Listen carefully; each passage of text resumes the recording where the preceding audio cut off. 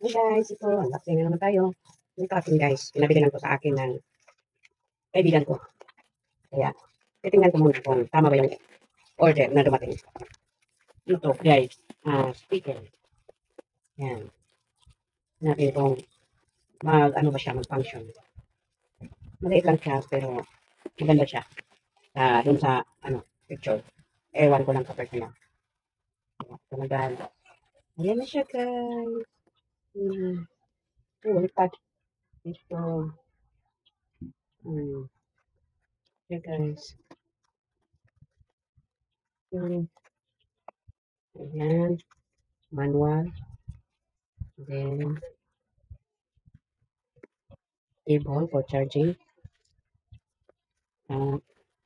Isang mic. Isang mic. Tapos, another mic. At finally, the speaker. Yan. Speaker guys. At subukan natin. Yan. Subukan natin. May mga button siya dito guys.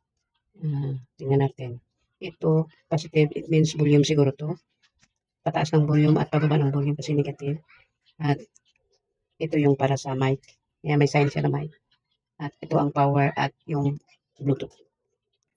Ito sa likod guys, may USB at saka may SD card at para sa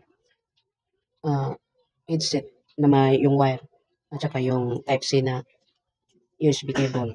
Kaya hindi natin dito. Yan. Ayan. Ayan siya guys. Kitulad. Yung maliit. Ibig sabihin charging. Oh. Ayan po siya guys. Okay na po. O sige, Sai. Hello Mike Tess, Sai. Dali, Sai.